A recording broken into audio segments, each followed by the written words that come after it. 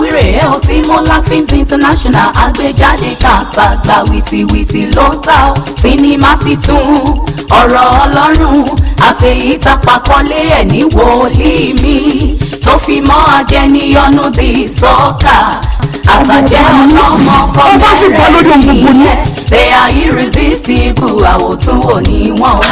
Big Four sinimá ńlá mẹ́rin ọ̀tọ̀ọ̀tọ̀ táyé ń kó kèké ẹ̀ tó ń ta wìtìwìtì lórí igbá. Ìkànnì sinimá titun ọ̀rọ̀ Ọlọ́run tó pojóbó okùn tó nà wọ́n jóbójóbó Ọdúnladé Adékọ́lá Aláàjì àti Délé Òdùlé pásítọ̀. ṣé bí bíbélì tiẹ̀ tó rú káàkiri inú ẹ̀ lọ sọ fún wa wípé àyà ọmọdé ni wèrè dì sí àbí tó o bá gbá òun lójú kò ní mọ̀ pé nǹkan tó ń ṣe ò dáa àbí kò gbá lẹ́sẹ̀ láyà ṣé wèrè tó wà láyé ṣé kò ní fòyọ. ọ̀rọ̀ Ọlọ́run lélẹ́yìí tí ò fi àṣírí ẹ̀wọ̀n ẹnikẹ́ni Ọláyẹmí Jímọ̀ Yemkem ló produce ẹ̀ Wàsíù Owóyà Gáúsù ló direct ẹ̀ Ìkútúni my prophet wòlíì mi Ọdúnladé Adékọ́lá ti rẹ̀ tó ń ṣe magic tí Yọ̀mí Fáṣíláṣí ti ṣiṣẹ́ wòlíì tí Sóyẹ̀rí di ògbójúlógún sọmọ àjẹ́ni kò láwùjá pẹ̀lá.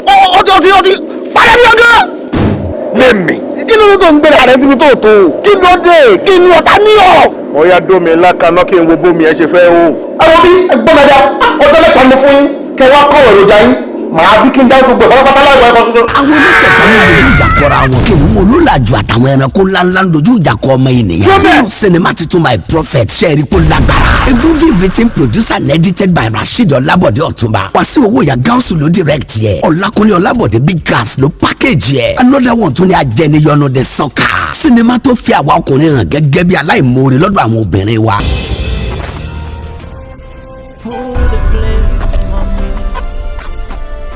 Put the blame on me.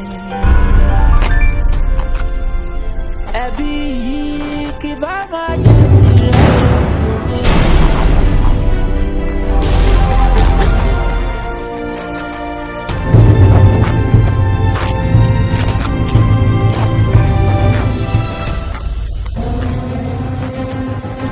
ajẹniyọnu de sọ́kà ni o Káyọ̀dé Adébáyọ̀ ló tún produce ẹ̀ tó direct ẹ̀ the last but not the least ní sinimá titun Àjẹ́ Ọlọ́mọ Kan. ọbẹ̀ ní agbọ́n gbòòrò pátápátá nítorí ọmọ tó bí Àjẹ́ Ọlọ́mọ Kan ẹ kọ́ tó yẹ kí lára. ọba ni mi ò èmi lọ́ba lọ́la. àbẹ̀nítọ́ ọba náà ní gbọ́ àbẹ̀nítọ́ ọba náà ní gbà tọ́ ni ó di dandan kọ́ ọ̀pálẹ̀ rẹ àríbẹ̀rẹ̀ ayé rẹ̀ ń dùn bí oyin wọ̀mẹ́ ìkorò ní ọgbẹ́ yìí. ọ̀sán náà mẹ́. ẹ̀yin lẹ gbé Àbẹ̀ní lẹ́yìn. èmi mo ti ṣe. àmọ́ mo fẹ́ mọ bá bọ́ òṣì tó bímọ sẹ́yìn náà. ṣé tí wọ́n dalẹ̀ ń lè kí ni fi ṣe. ó sọ́dọ̀ mi ojúkè ọkọ̀ àjẹni.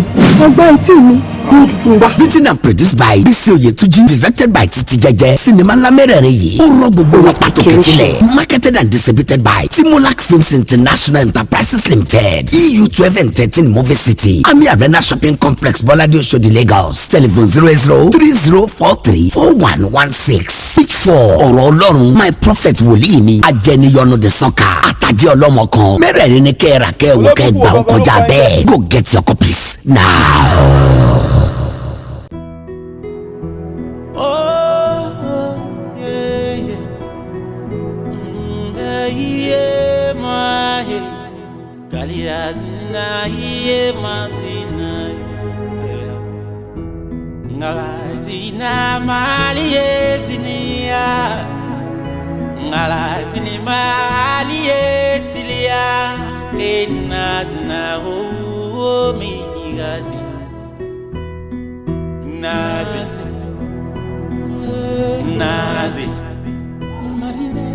Nazi kahweye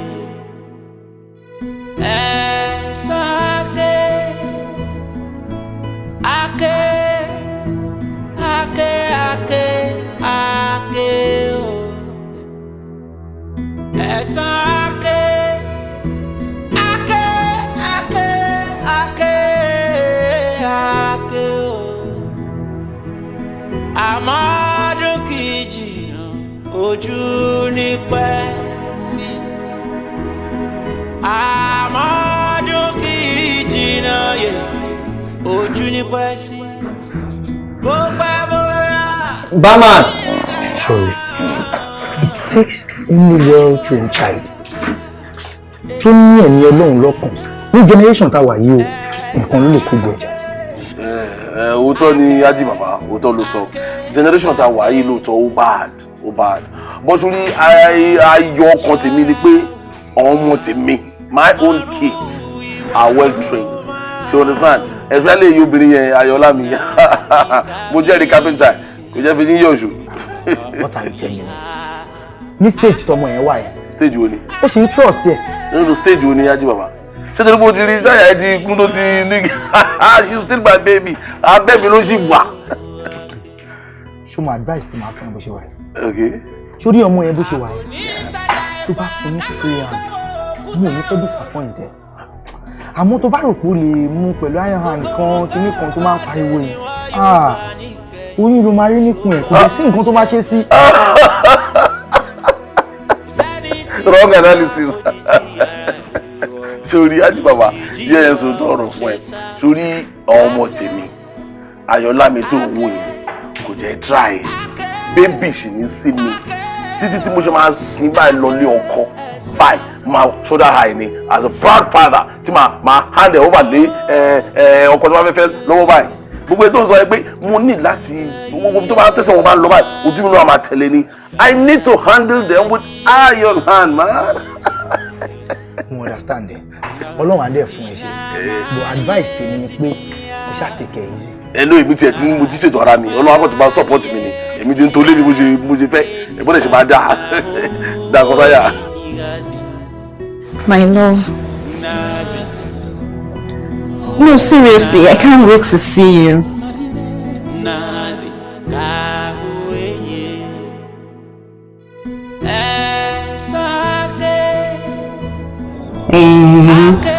Ibo ló fẹ́ gbé mi lọ? I really can't wait, you know.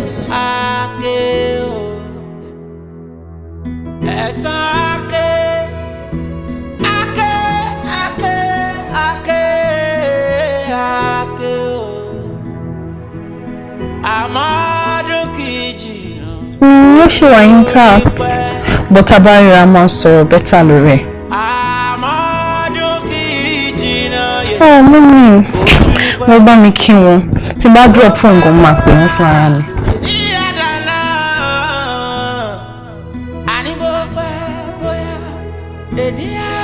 Uncle Ibo ń lọ. Wo ọmọkùnrin ẹsẹ̀ rẹ̀ ń gbé bí kan. Anyways, it's fine. Má pẹ́ o. I'll be expecting your call. Bye, baby. Kiss, kiss. Bye.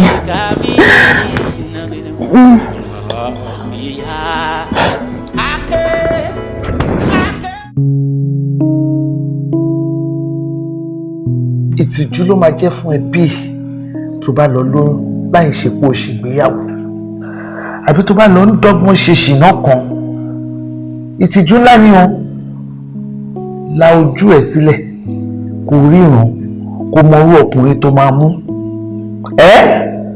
tèmi ni. Mú mi mo ti gbọ́ yín mà ẹ ṣe gan ni mà ẹ ń bọ̀ tẹ́. ẹ má bọ̀ tì mí ọ̀rọ̀ tí mo sọ jáde lẹ́nu mo ní kó tẹ̀lé kó dẹ̀ mú lọ kó lè ṣe ẹbí yìí láǹfààní. Mọ́mí. Ẹ má bá mi wí.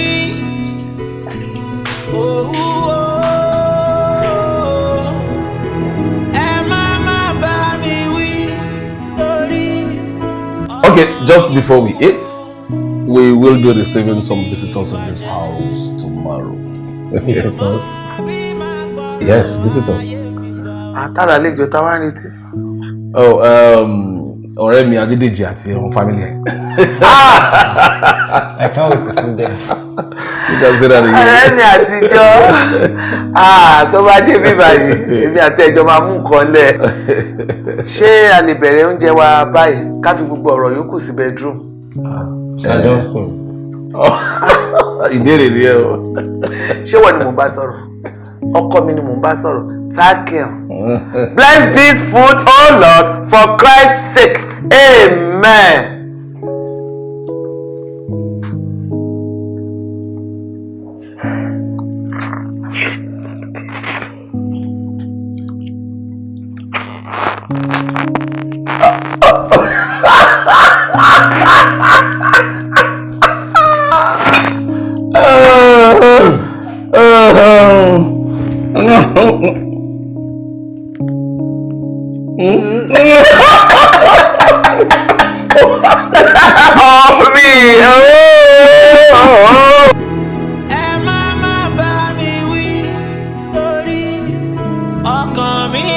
Should we leave him inside? Oh, top of the bed. Dude. Yes, darling. So, in girls, you set me up. I said the over is very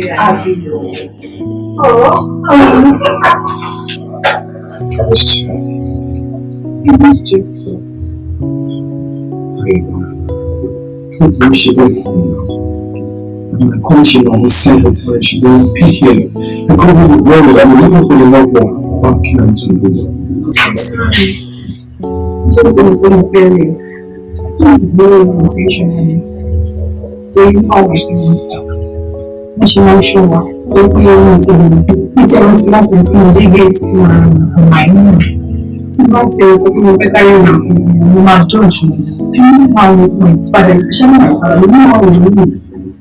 So I put on the shares and take it down and get some documents. When you start to go for now, girls be more set to you. Imagine, why would you guys do this to me? I'm not happy. Stop with it. Over every time, there's no time. Over better thing you did. You will only like this. Only the ready that's a course to help me. And then it's left. Babes. Go is not I.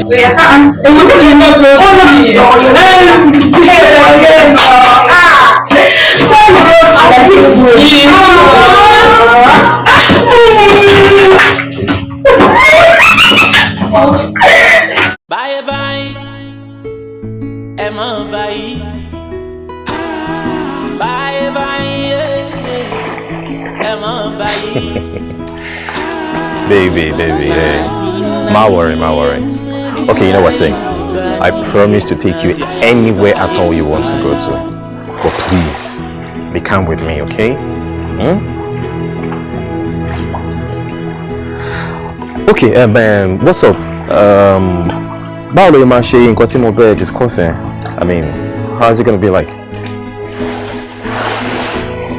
Oh,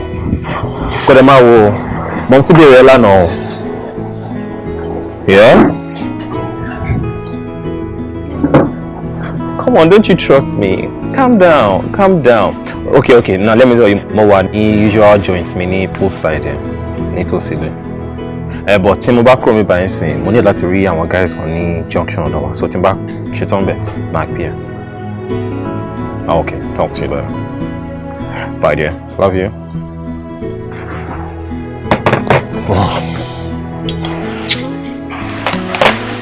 Ah, what is that? Barman! Girl, to man shot swing, it's today. Marathon Rime. She gave me late. Daddy Ali, please bet. She was a boom. Could only do it last week. No, now, see, Ubu anybody and Loju, I'm a thing about it. I take a full Sijari.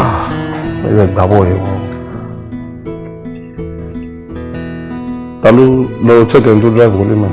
Okay.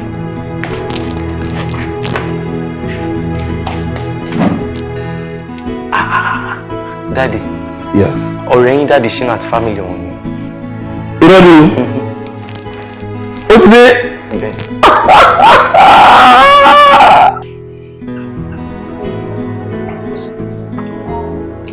How are you?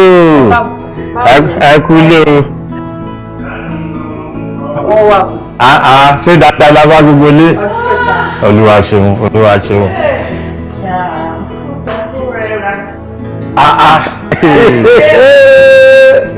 Lawrence close. Àwọn ènìyàn. Ọ̀rẹ́ gbàdúrà. Lawrence close. Hello, beautiful. Tó bá lówó má ti pàdé ẹ lọ́dọ̀ ọ̀rọ̀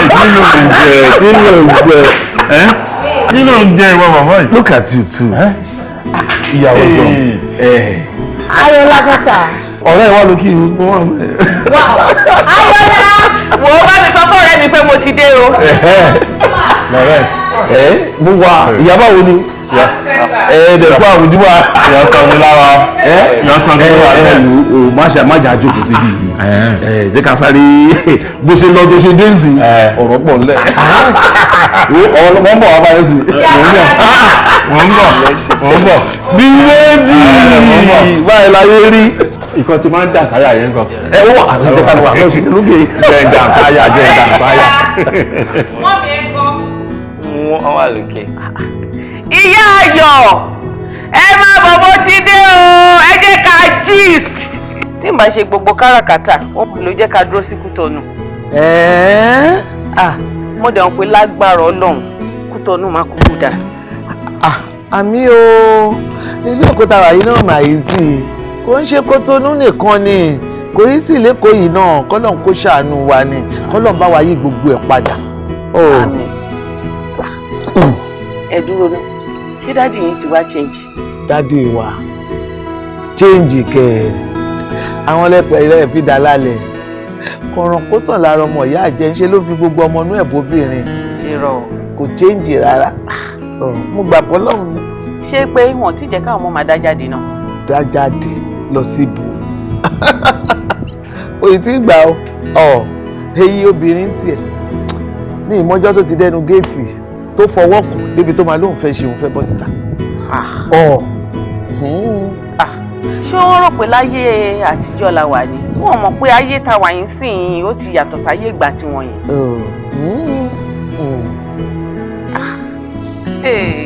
Ẹ wò ó léètà wá bá yín lọ lédè yìí kí gbogbo ẹ̀yà change ni o.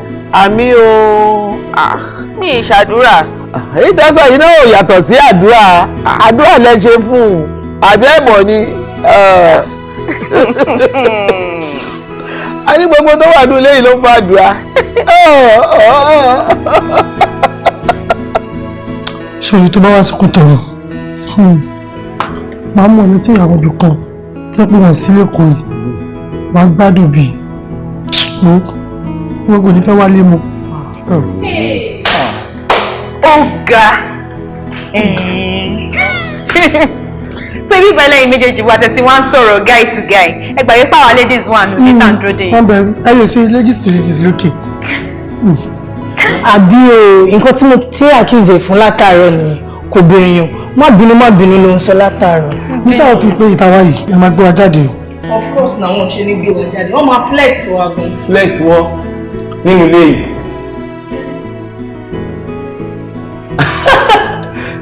Àmì yóò ṣe láwọn jáde ibi la máa ń wà.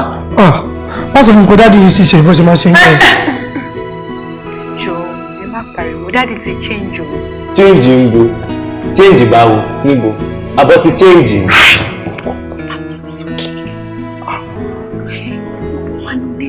Má kó bá mi èmi ò lè self punishment o. Mi ò fẹ́ gbọ́ lẹ́nu ẹ̀. Ok, máa ò ní self punishment ọmọ kan tá máa ṣe máa ò máa sọ fún dáàdì wa bá wọn sọ̀rọ̀. Àwọn olùwà nílé yìí for life bẹ́ẹ̀. Ẹ ṣàrọ̀ra keep voice yìí down. Kí lẹ fẹ́ ṣé apple juice ni? Ó wà ní fridge. Ṣé kí n lọ? Ṣé o fẹ́ lọ́dún ẹ̀? Mélòó lára mi? Kò yẹ kó sọ lójú àwọn Adéṣínà bẹ́ẹ̀ pé dáàdì ò tí ì change. Kò wá ideal now. Mi ò parọ́ mọ́ wọn ká ní pé bóyá mo parọ́ mọ́ wọn sìn mo máa dọmọ burúkú. Bó nǹkan tó ṣẹlẹ̀ mo sọ fún wọn náà. No, but èmi ò like bó ṣe ṣe yẹn. Wọn ò gbọ́dọ̀ mọ̀ náà pé dáàdì ò tí ì change dáàdì ṣe ń ṣe bẹ́yẹn. Dáàdì náà kàn try láti discipline wa ni. For how many years? Àwọn tí mo dẹ̀ sọ̀rọ̀ lójú wọn ìṣàlejò ni wọ́n. Answer me. Wọn kì í ṣàlejò. Nǹkan tèmi ń fight fún ni pé kò yẹ kó máa mọ̀ bẹ́yẹn gbogbo nǹkan tó ń ṣẹlẹ̀ nínú ilé wa. Èmi understand daddy. Daddy ń try láti, he's trying to be a good father to us. For how long? Ṣé bèbí ni wá ni? Ṣé bá ṣe máa ṣe lélẹ̀? Ṣé 17 ni wá ni àbí 18? No, kò speak well now. You understand ni, but èmi understand dada. But mi ò ní láti ṣe máa convince ẹ or whatever. Ìgbà wo ló fẹ́ gbé mi jáde torí mi wà bọ́ọ̀dù. Bóyá ìrọ̀lẹ́ ọ̀la ìyẹn tó bá jẹ́ ká jáde. Ìwọ ni ìrọ̀lẹ́ ọ̀la, ó tiẹ̀ sọ pé ní ọ̀la lọ́n. Lónìí táì tí kọ lẹ́tà. Ó ní sójà rẹ̀. Èwo ni fíò fún ọmọ. Ọmọ yìí ó bàjẹ́, máa dì pẹ̀lú ẹ má wọ̀rì.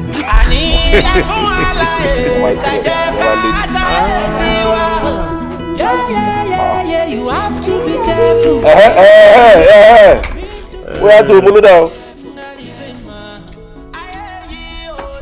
Ìmúlódà rẹ̀ wò bí bẹ́ẹ̀. Daddy, we're just going to have fun. You just wanna go have fun. So ibi tí compound yìí tóbi tó ẹ lè have fun níbí.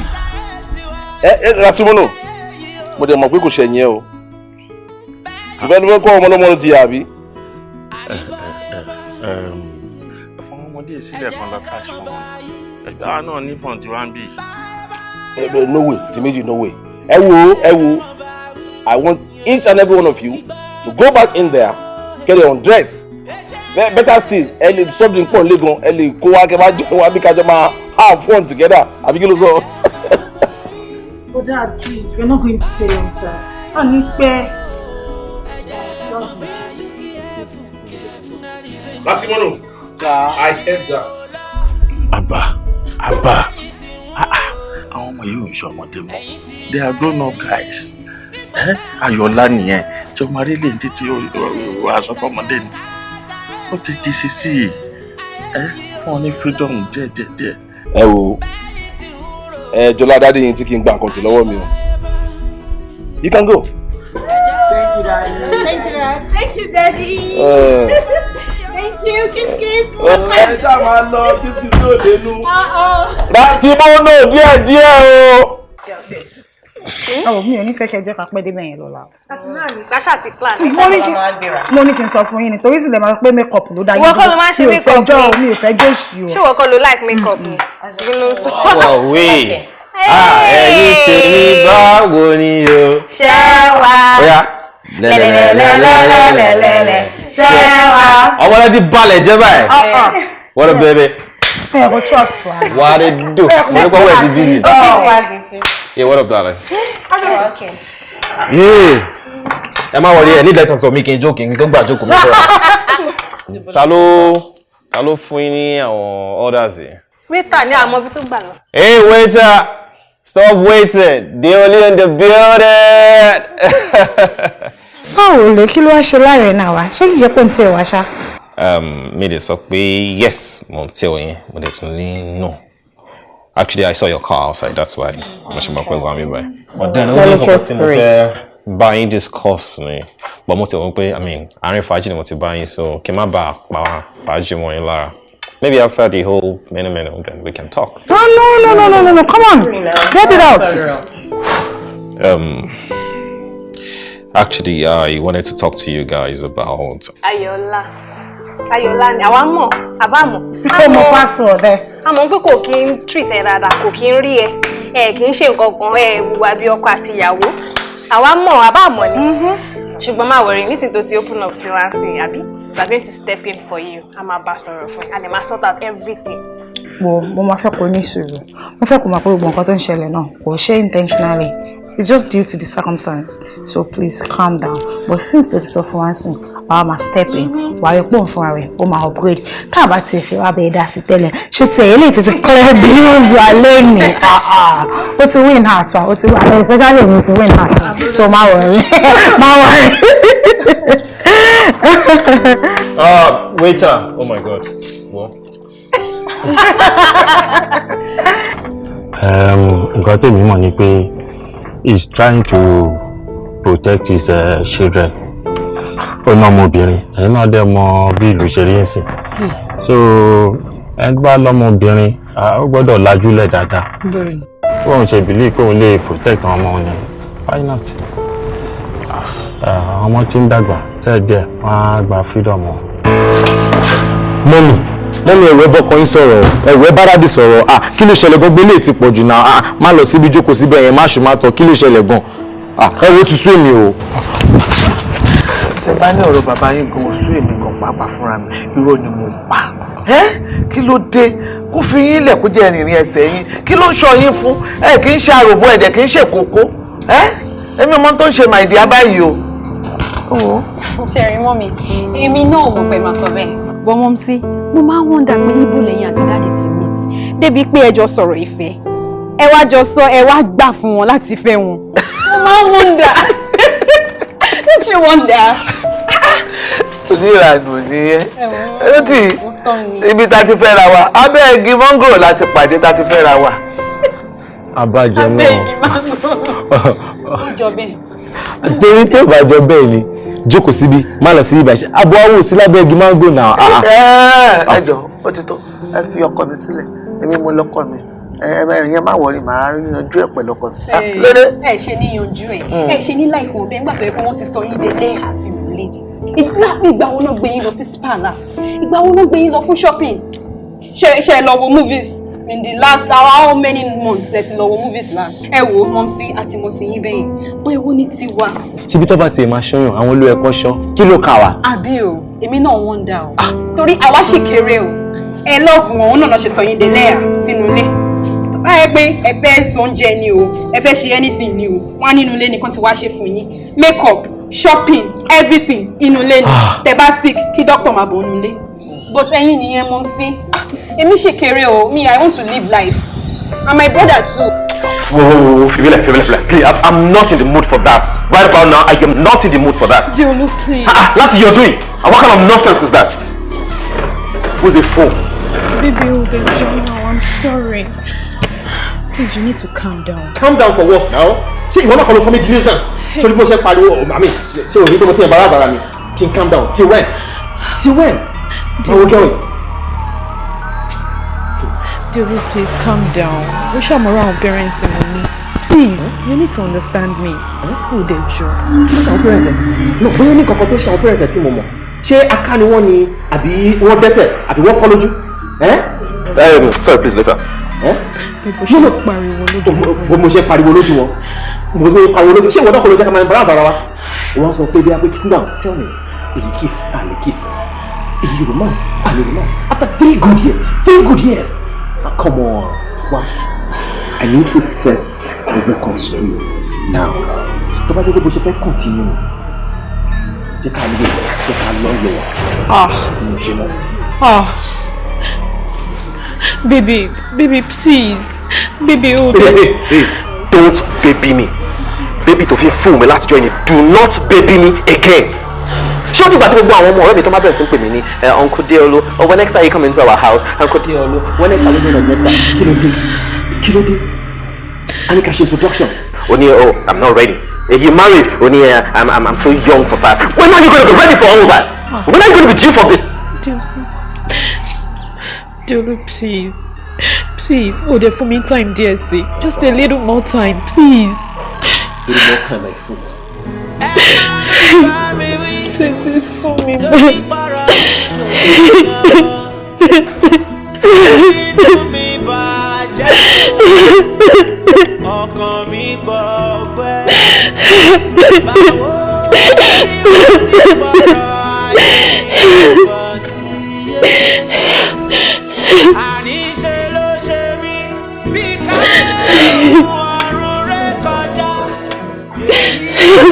It's not like I don't understand, and it's not like I don't want to understand, but I just need something to show my trust in you.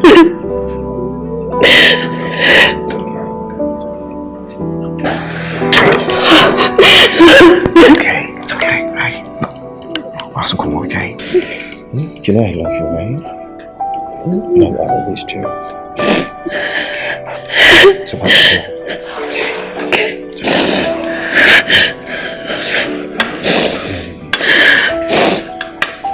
Hey babes, she can bear other catfish because soup don't like it. I don't want anything. Oh, come on. It's okay, it's okay. Take on one now. I have my chef plate.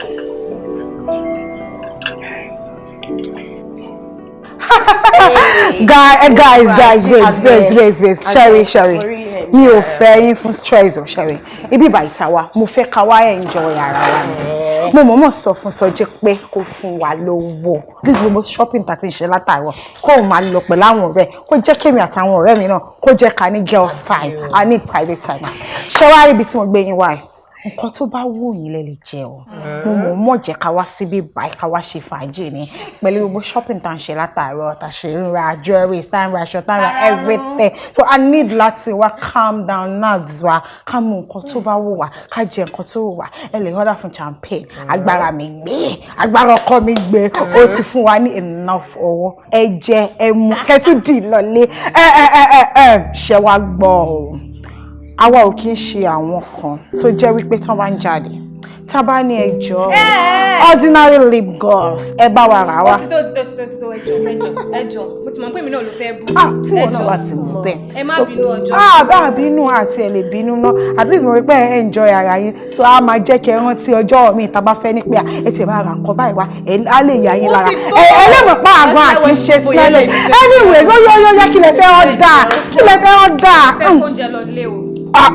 Èwo ni àmọ̀rànbí ní Ọ̀yọ́ jọ gbogbo àwọn nǹkan tó ti mú látàrọ̀ bó ṣe mú wọn ló mú ọṣọ ló mú jọ́rì ló ṣe báyìí Adeolu.com ṣé lẹ́nìí ló ń kó lọ ṣé bí ilé ẹ̀ ló ń kó lọ bí òbínú. ẹ wẹ́ fún gbogbo ilé tẹ̀sán lè bí ń pa èmi. kí ni wọ́n fẹ́ chicken and chips okay.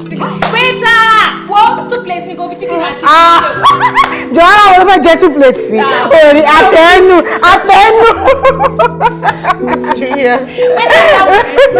inú ẹ̀dùn náà tá à ń sọ dùn. Ayọ̀lá ń kọ́. Ayọ̀lá.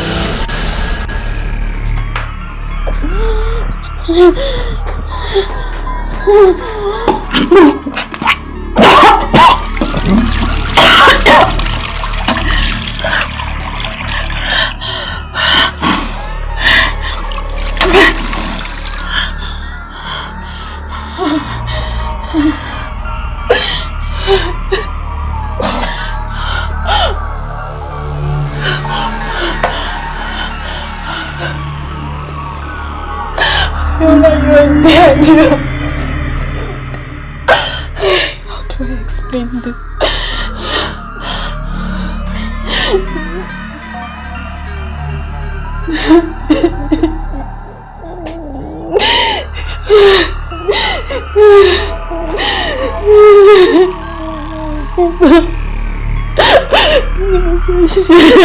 Tèmi ti bá mi, ayé mi ti bàjẹ́. Mo ti lóyún. Báwo mo ṣe fẹ́ sọ fún Daddy? Báwo mo fẹ́ sọ fún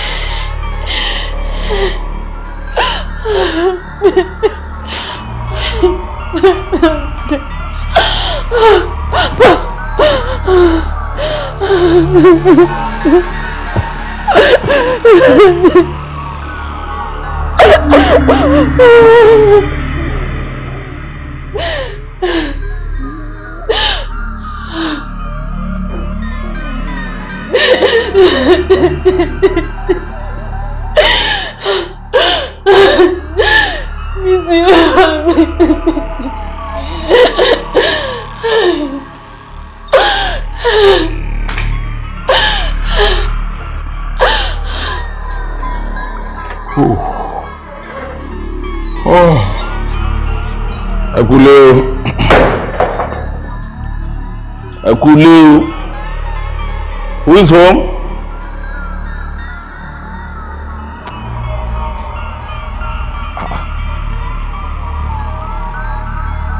Akule bí o, ẹ̀dẹ̀ gbogbo lẹ́gbẹ̀ẹ́ náà wà ní ṣíṣíwá. Hello? Oh my. Hey! Lédùmarè.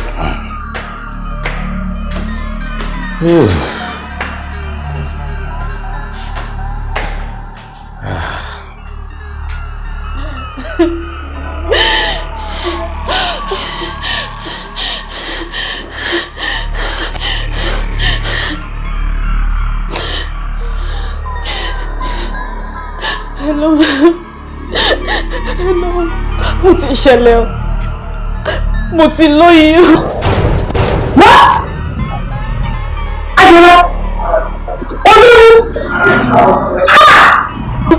What?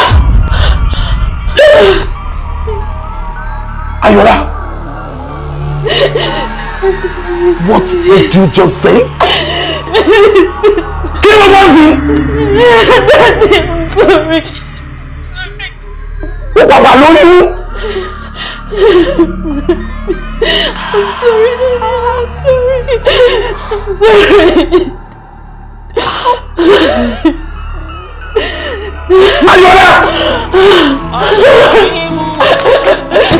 Inú mi bàjẹ́.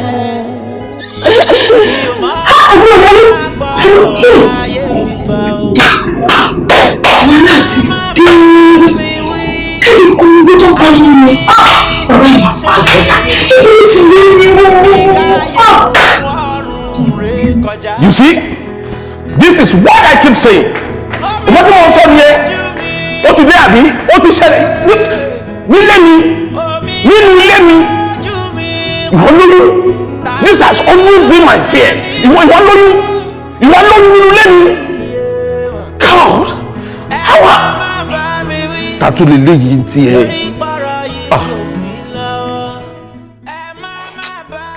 Hello. Lawrence. Èmi ni mò ń sọ̀rọ̀.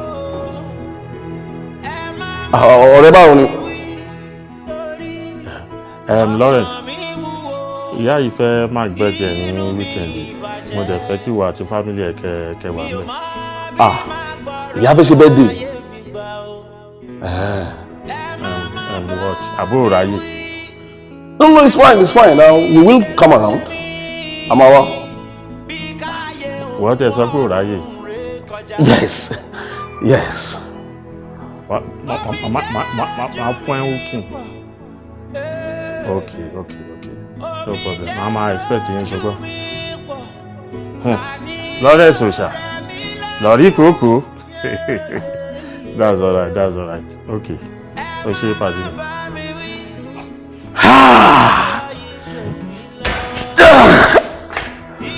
I'm finished.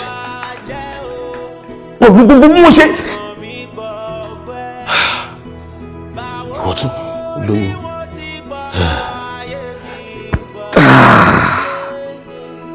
Okay, that is it. Ìdílé ìrúgbà ìgbẹ̀gbẹ̀, you are leaving my house. These very minutes.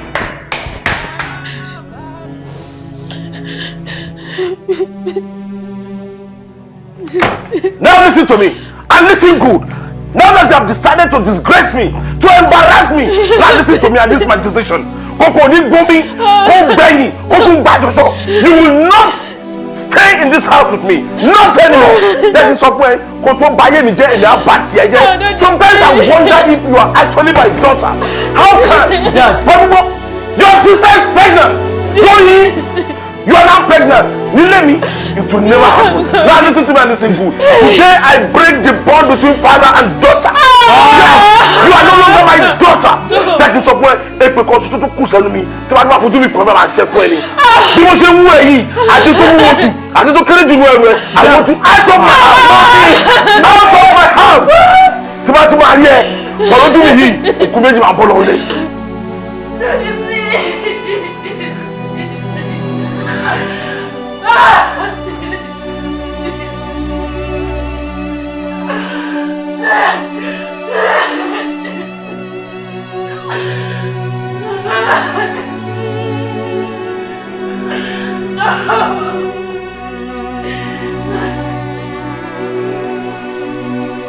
Timola Films International agbóyìnde ẹwà tọ́lá agbẹ́ àdùndé ẹwà jẹ́ àdùn sinimá titun látọwọ́ Táyọ̀ Ṣóbọ́lá àdùn ni ó kọjá bẹ́ẹ̀ ó jáde wìtìwìtì ló ń ta o.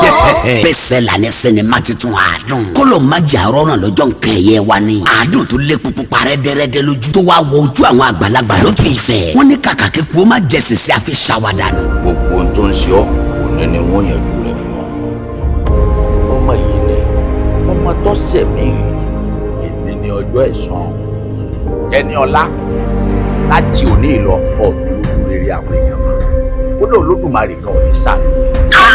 inú bèbí ó yalu mi inú bomi ó gbégi lọ ọmọ ṣe lẹ́wà bíi Táyọ̀ Ṣóbọ́lá kó wa máa rí wàhálà bíi irú èyí ilé ọba ọ̀nà ọba wa tẹ̀wé àràgbà àmì burúkú káyọ̀ máa fi sí wa lára. ọ̀gá òun pa mí yẹ ẹ mi ìjẹ̀fẹ́ ó rú ẹ̀jẹ̀ mú mi ìfọ́ tó bá bó ti kó kúrò fún mi kó kúrò láyé fún mi kó kúrò. ẹ wo Sinema titun àádùn ó ga fíofío kò ní ráìvà. Another blockbuster ni written and produced by Tayo Sobola fúnra ẹ̀. Directed by Òkìkí Afọláyan. Starring Tayo Sobola, Mèdífúnmi Martins Abiodun, Jaiye Kuti, Alápẹ̀ni Oṣà, Kọ́lá Ọláìyá, Mistura Sùmẹ́yà 2D àti bẹ́ẹ̀ bẹ́ẹ̀ lọ. Nínú sinema titun àádùn. Jíjẹ́ dúró my friend. Are you a virgin? Ẹ̀rù mọ́tò mi! Ọ̀gẹ̀dẹ̀! Kọ́yọ̀dé mú yọ̀dé bí kọ́kọ́ dẹ̀ ní pé àgbọ̀ òfìfo kòrò fún. Pàtílà kọ́mi fún mi. Subtitled in English, ó ti jáde sórí VCD ní Kọ́kásàgbà. Marketed and distributed by Timolak Films International Enterprises Limited. EU 12 and 13 Movie City. Ami Arena Shopping Complex, Bolade Oshodi, Lagos. Telephone 0030434116. Sinema titun àádùn. You better don't cross the bridge until you get there. It is not over until it is over. Go get your copy now. Ẹ fẹ́ ti fọ́ ètò ẹ̀ tọrọ.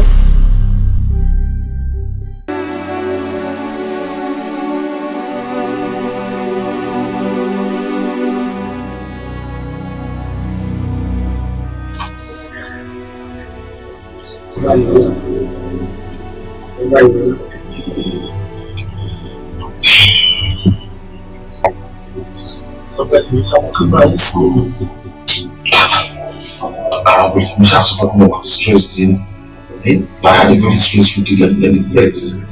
You see me now. Even walking at a something we had to do the normal time to also. There's only normal time to talk. Okay. Hey, I want this. Professor.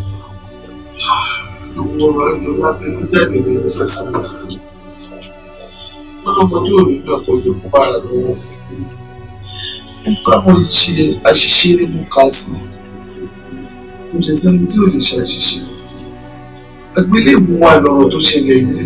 Ẹ jẹ́ ká gbà fún náà. Ilé tẹ́lọ́mọ yìí jáde yìí kò yẹ kó ló máa yọjú nǹkan tó wà lẹ̀. Ejò yẹn ní kí n bẹ̀rẹ̀ fún ejò. Ẹ̀wọ̀n arábìnrin àgbélébù tiẹ̀ ní ojú tèmi o. Àgbélébù tiẹ̀ ní. So ọmọ tí mi ìṣọ́gbà ẹ̀ ló bí tó gbé ọmọ yẹn lóbi tó bí jìnnà lára. Ṣé mo bí ìlú ayọ̀ láfẹ̀yàn méjì ni? Èmi ò bá yọ̀ láfẹ̀yàn méjì ẹ̀yin mo bí fún wọn. Kébé ti wá lọ́mọ yẹn jáde síta ń sìn. Ṣé ìyọ̀mọ̀ nǹkan tó ń ṣe lọ́wọ́ báyìí ni? Tó bá ní nǹkan tó bá mi sọ jẹ́ kìí. Tó bá lẹ́jẹ̀ kí n sùn, máa fi ẹ̀rọ alẹ́ fún. Bọ́ọ̀lù ọmọ tó bí tó ní tí sọ̀rọ̀ ìdílé mi. Nonsense.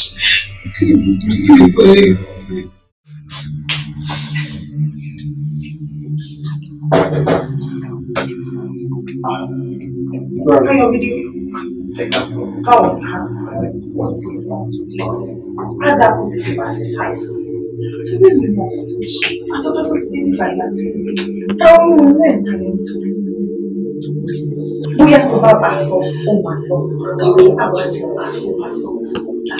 Èèyàn kan ṣoṣo ká mọ̀ mọ́ tó jẹ́ Adeolu, ó lè fún lóyún, àti bá sọ, ó lóun kọ́ ló lóyún. Ìyẹn lẹ̀ tiẹ̀ ló ń fẹ́, òun ò fẹ́ rí sójú. Bóyá tó bá sọ tó bá jẹ́wọ́ ẹni tó ń lóyún fún wa, káwa náà ká tiẹ̀ lè make moves. Àbí aṣáàlìmọ̀ wò ó wọn báyìí. Kò sẹ́ni tó fẹ́ fún lóyún bí òun ṣe sílò kó boyfriend ẹ̀. Adeolu. Ní ló máa lóyún. Bó ṣe mi orí bí akọ aláǹgbá nìyẹn. Èyí ọ̀rọ̀ kò sọ.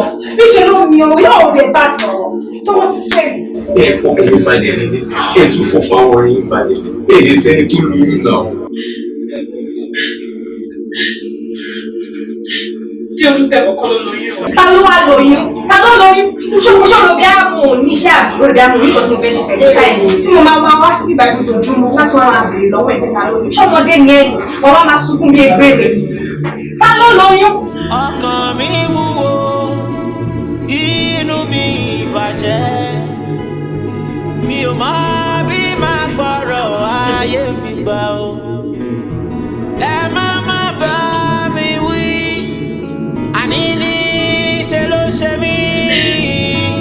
Bí káyé òun ọ̀run rè kọjá. Ó tẹ̀ sọ̀rọ̀. Omi jẹ́ ojú mi pọ̀. Ta ni yóò rẹ̀ mí? Adeolu tó fún ẹ lóyún lélẹ̀. Ìjì ìwò. Ayọ̀lá.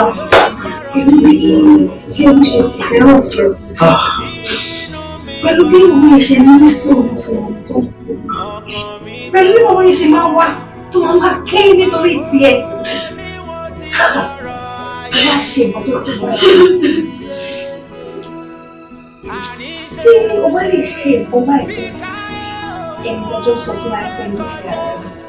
For 3 years or more. O lè ṣe wọ́n sọ àbúrò. I am highly disappointed.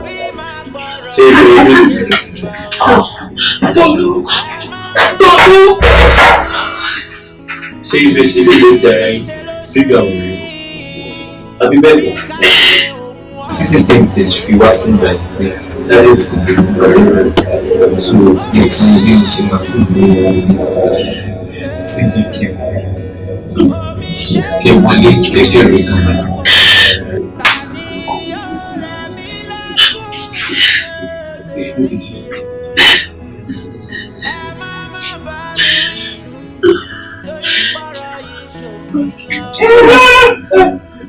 Just hold it there, okay? I don't want to hear anything from you. Just get in there, get your stuffs, and get out of the house right away. Don't be alone. Okay, Ẹ̀gbọ́n Ayọ̀lá, ìdẹ́jọ́ tó lọ́n yìí ronú wọn. Rest of my nìkan ló ní ìdìbà yìí. Àdèmí àti mọ́mì àtijọ́ sọ̀rọ̀. Sọ ọmọ lọ bá dáadé àmà bẹ̀ wọ́n. Àwọn náà wà rí Ọlọ́run àjẹkọ̀gbọ́. Jọ torí Ọlọ́run jọ ojú má ronú wọn. Ó ṣe mo dúpẹ́. Mo ti kú ìyá Ọlọ́run. So jẹ́ kí n sáré lọ bá mọ́mì. Torí dáadé wọn ní pẹ́ sùn fún iye. Jẹ́ kí n sáré lọ bá wọn. Ọlọ́run àjẹkọ̀gbọ́. Mo ń bọ̀ ṣùgbọ́n pẹ́. Má pẹ́.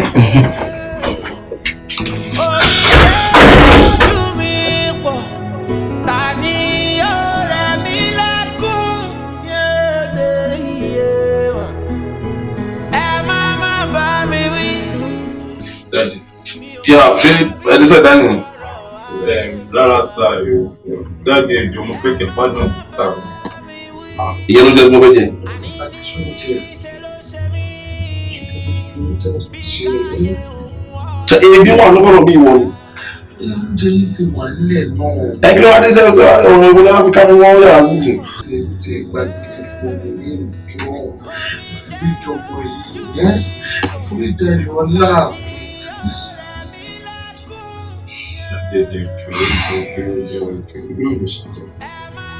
Ẹjọ́ sáà. All right. But on one condition. Tó bá ti padà wá, ó máa ti Ayọ̀mídé, ó máa lọ sí US, ó lọ máa ṣe sọ́ọ̀dì sọ́nà. Nítorí ẹ̀rọ tó gbé nílé yìí, mi fẹ́ máa fojú rí kọ́kọ́ mi máa bàjẹ́. So ẹ lè gbé nǹkan sọ́ọ̀bù nípa àwọn ọmọlé.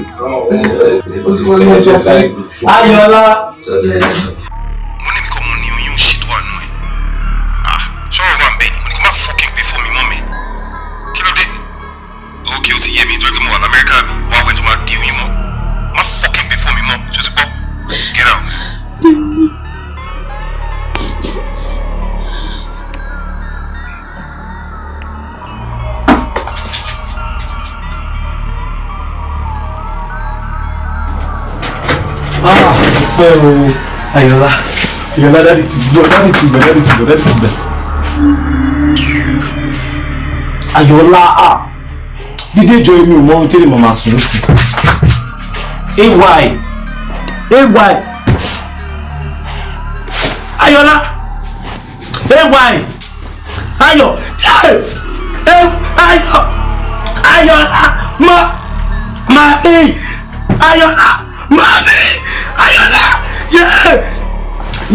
Ayọ̀lá, Ayọ̀lá, Ayọ̀lá jọ wojú mi. Ayọ̀.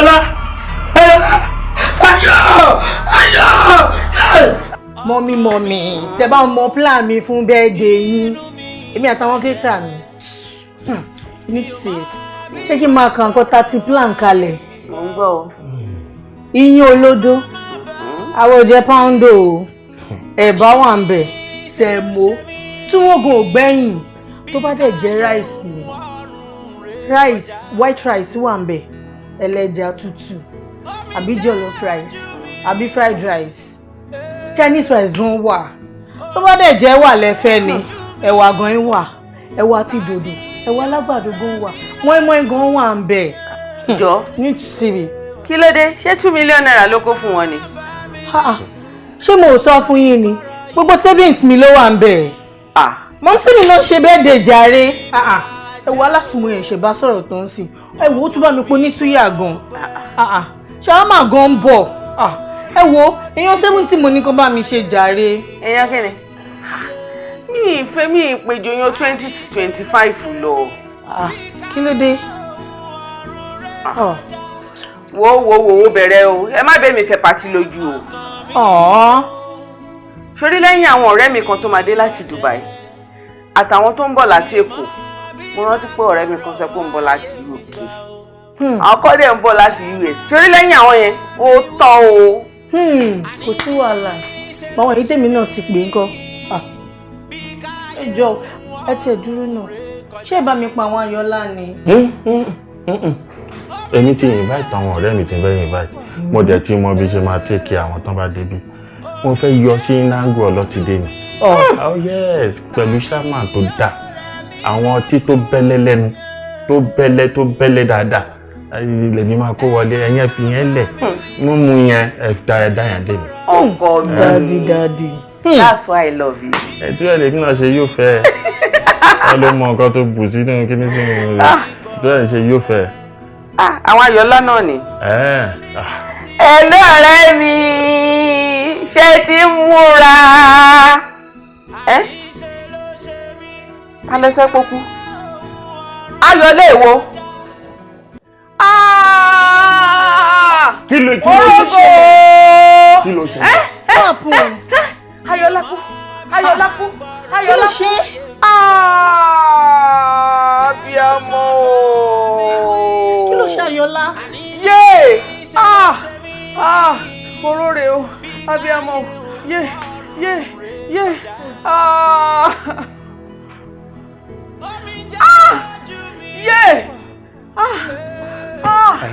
lọ́rẹ̀ ẹ̀mí o gbọ́ kí ló ṣẹlẹ̀ kí ni nǹkan tó ṣẹlẹ̀ kí ló sọ pé ó ṣẹlẹ̀ no. Tani mo ṣe kí lè ṣe mí tàbí mo sísọ tó fi lọ bójú mi Ọlọ́run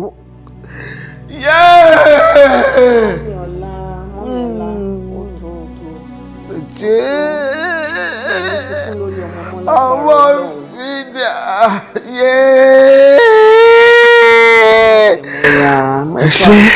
ṣe rí lágbára Ọlọ́run ẹ ní sunkún lórí ọmọ mọ́ lágbára Ọlọ́run ẹ má sunkún mọ́ ẹjọ́ Ọlọ́run ò ṣe dáwọ́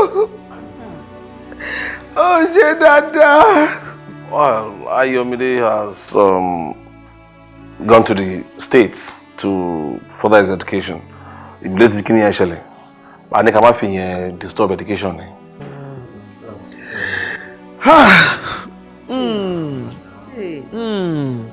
Mọ́mí ọ̀la ọ̀la ó tó ẹjọ́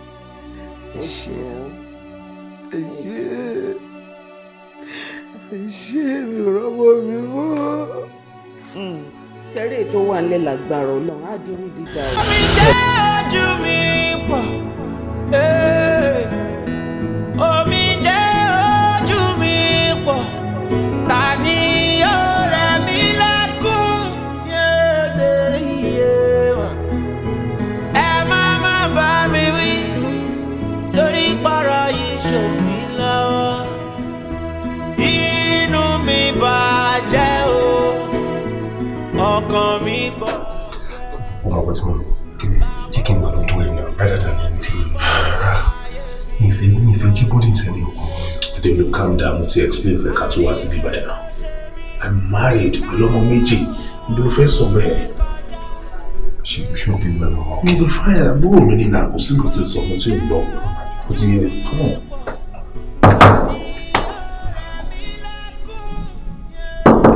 Yes. I'm with you. No, open your door. Uncle Bayo, how you doing, bro? I'm good. Yeah. What's up, my friend? Adeolu. Oh, I think you know you. No. Chicago, the two hours over Limo. And this is it, you know. Same as that. Yo, you need to feel comfortable. Yeah, I told you. You and everything. Ẹ̀gbọ́n, kí lẹ ti korúkọ ẹ̀gbọ́n yìí? Adeolu. Adeolu ọlá. Tí olóòlá tó kún bọ̀. Ṣé mo gé ọ̀kan báyìí, Ayọ̀lá? Mo gbé ní Kòròdú. That's my ex-girlfriend. It's quite fair.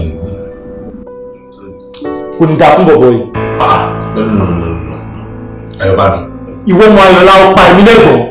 Ó fún lóyún tó tó fẹ́ wá sí Amẹ́ríkà, ó wá sá lọ. Kò mà sẹ́ni tó lòun lè mú o. Ìwọ! Ẹ wo ohun mi ẹgbẹ́ pọ́tẹ́pọ́tẹ́ ẹ máa lọ. I'll talk to you. Talk to Tali.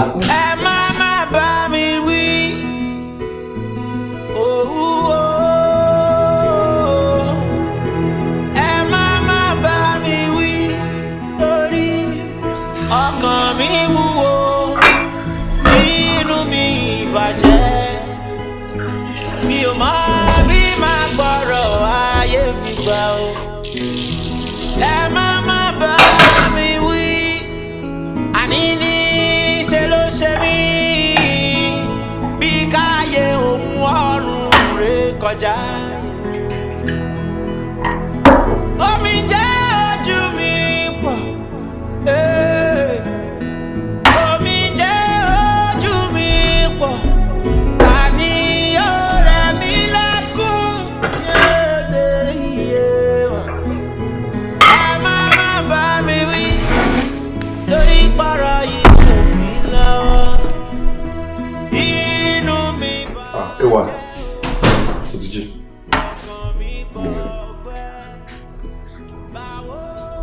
Àwọn abọ́ yẹn mo ti fọ ogun ẹ̀ mo ṣe fọ tán sí mo ti kó sínú bíbá ìwà pa. Ẹ fọ ogun abọ́ tí bá wá gbọ́ pé fọbọ́ ọkọ kí n máa sá lọ. Mo ń ṣàlàyé fún pábọ́ tí a fi jẹun lánàá káfílẹ̀ ìrònú fún ọ̀tọ̀ sí. Kí ni iṣẹ́ tẹ gbà? Mi ò ṣe níṣẹ́ ni. Ayọ̀ mi dé ayọ̀ bá mi ayọ̀ kìíní kan mo ti fọbọ́ tán. So tí bá wá gbọ́ ẹ̀ kí n bẹ́ sódò, right? Ẹni sí láàárọ̀ kùtùkùtù. Ẹ máa ń jẹ gan-an. Ẹ̀yin jayé. Àìní má bínú, wọn ò ní kọ́. Ṣé mo bó ṣe débẹ̀? Ṣé òun ilẹ̀ fi rà á? Because ẹ jí láàárọ̀ kùtùkùtù, èèyàn gidi máa jí ní àárọ̀ kùtùkùtù, ó máa rò pé nǹkan tó yẹ kóun ṣe ni pé kó gbẹ́nẹ sí kó mu. Ẹ ká yára wá ń brain o.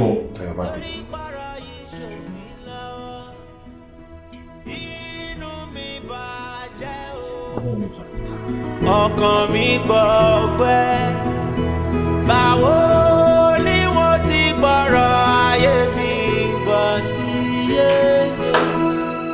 Àní ṣe ló ṣe mí bí káyọ̀ ọ̀run rẹ̀ kọjá. Èyí ẹ má bá mi. Mi mọ̀ pé ọmọ yìí ti kú. Lórí ikú.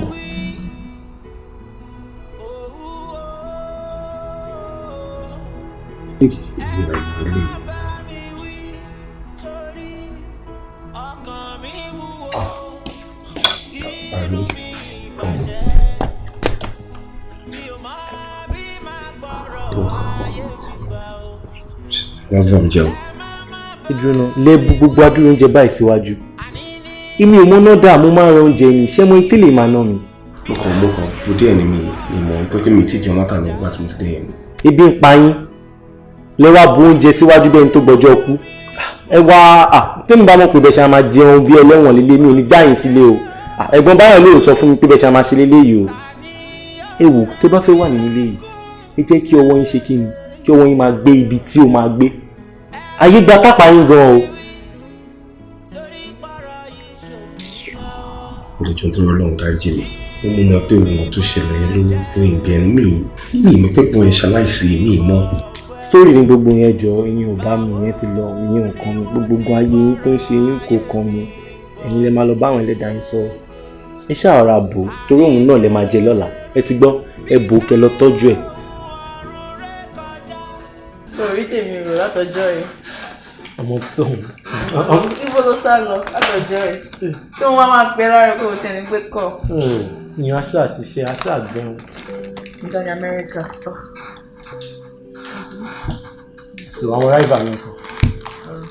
wọ́n àbí tọ́jú wọn sí. o tún lẹ́nu ọ̀rọ̀. ó béèrè question yìí náà. kí ni. òun ló ń bá yín lọ yìí. àṣírí á tó tú. ẹ ṣe ìwọlọmọ. àwọn òwò.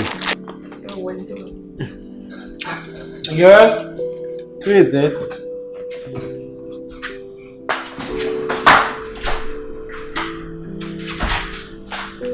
Hello.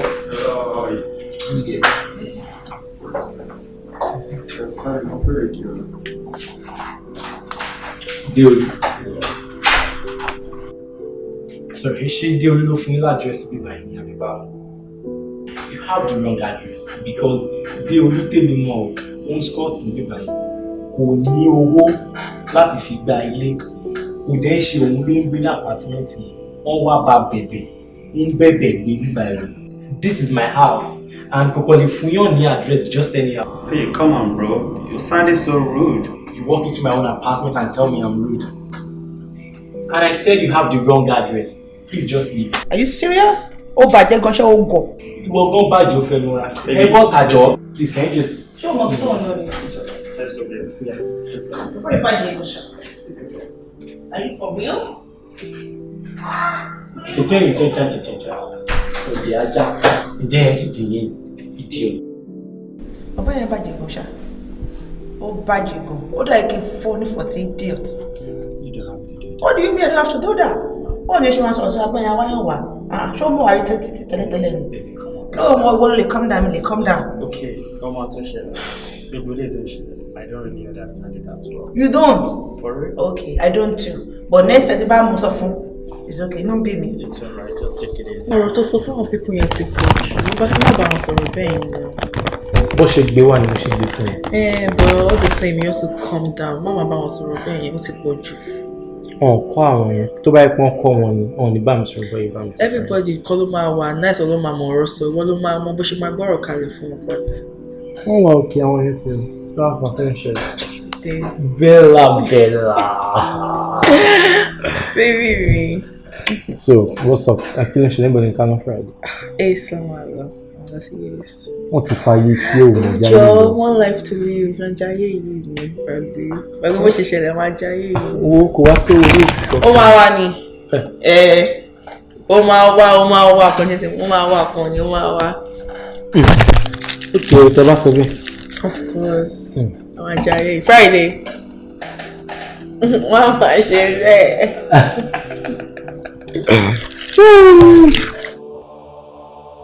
Kí ló ṣẹlẹ̀? Má bá mi sọ yẹn, Ṣé mo wọ́n tó ń ṣe mí rí báyìí ni? Ẹ mọ̀ bí ṣe ń jẹun, bí ṣe sùn bí ṣe ń jí ni? Ṣé mo bóyá orí títì ni mò ń sùn ni? Má bí mi fowó mọ́ lọ, bí ẹ̀ ń jẹ ìfúra mi lẹ́kọ̀ọ́ mi mọ́ ní. Tó bá àwọn olùmọ̀ fún ìfúra mi, kò láti pè mí ni. Ṣé ó dìgbà tí bá fi gbẹnu sọ̀rọ̀ fún yín ni? Má pè mí fowó mọ́. Má pè mí. Sorry, ọ̀rọ̀ yìí ti ń pọ̀ jù. Mo ní kúrò lórí fóònù fún mi. Wọ́n fi ṣe yín ni. Èmi owó ọ̀la owó ọ̀tún owó. Èyí tó ọmọ lásán tí ò torí ó ń bá mi sọ̀rọ̀ níyàwó sọ mi dẹrú nílé. Ọ̀rọ̀ wá mi wá ojú lé wọn dànù.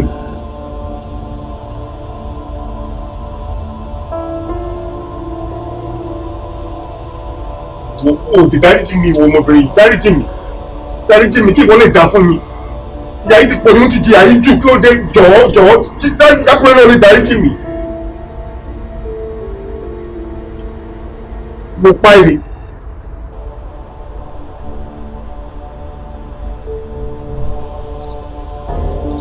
ẹ ló yẹ ẹ mú jáde kí ló ṣẹlẹ̀. mi mọ̀ kó máa jáde ni. ṣé màmá gba permission kí n tó jáde ni.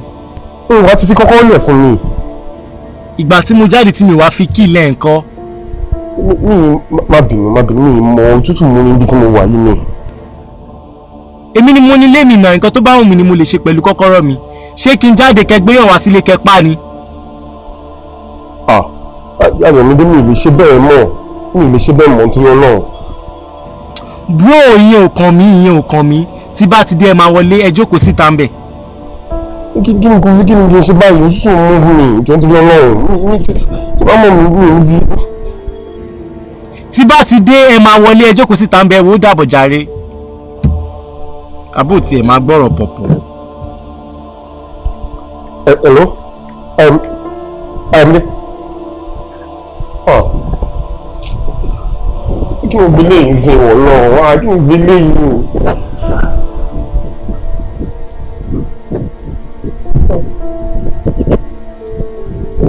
Ọlọ́ọ̀bà.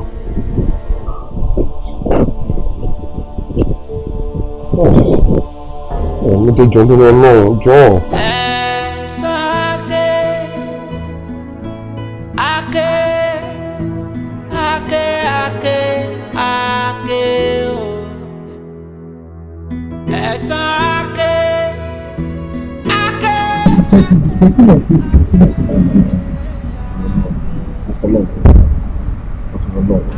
Tó bá dáríjì mi nìkan ni sísá iná lè dáríjì mi ibi tó wà.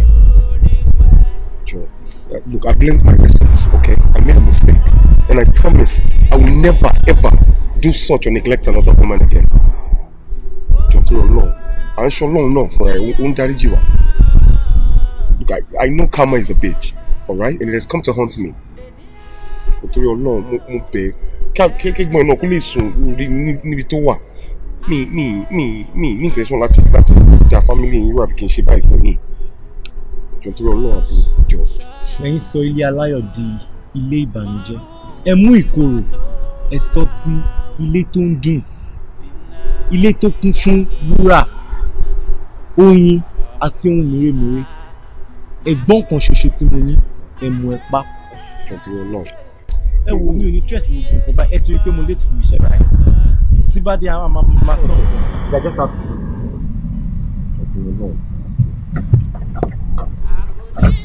ẹ kúrò náà wà.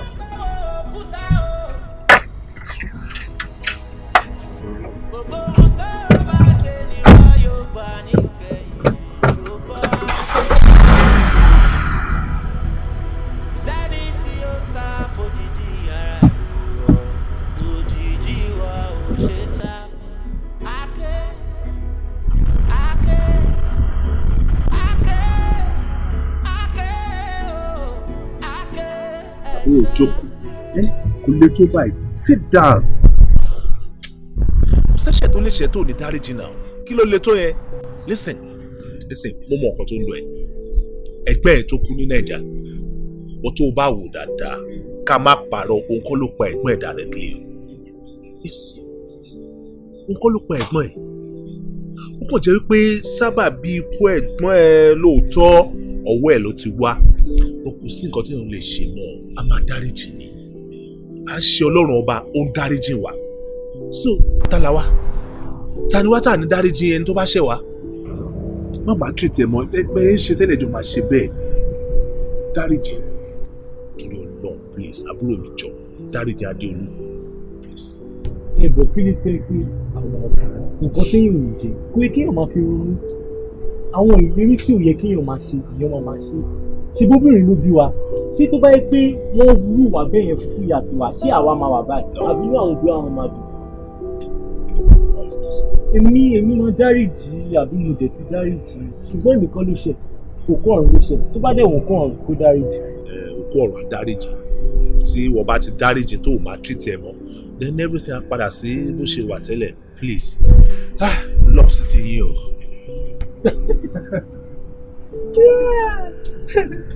Nice place. Ẹjọ́ jáde ẹ ṣeré jáde ẹ ṣe gbẹ̀bẹ̀ yín ṣe tẹ́lẹ̀ ó ti yẹ. Àyẹn máa dùn. Má jẹ́ kó wá àdó lè ṣe kò sí nǹkan tó lè ṣe. I trust you. Nǹkan tó ṣẹlẹ̀ ti ṣẹlẹ̀ náà ṣùgbọ́n ṣé kí ni mi wá máa dùn bó ṣe wà lọ́dọ̀ mi ni ẹni tí mo fẹ́ létí mi ò fẹ́ rí ní ẹ̀mí ò fẹ́ rí látàn rárá.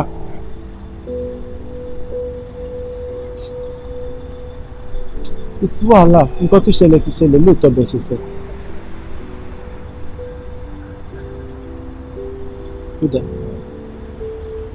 Ó dáa máa yí padà o mo ti gbọ́ sókè. Ó dáa. Àmín. Ó dáa.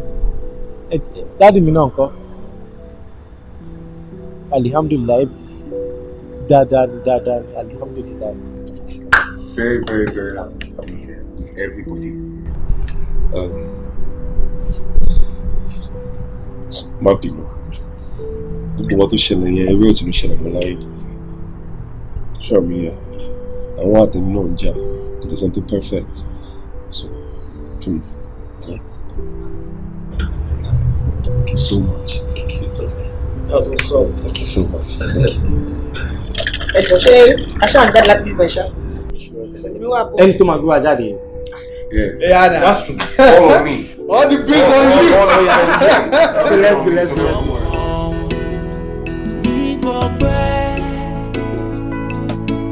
Bá tí mo gbójú mi sókè.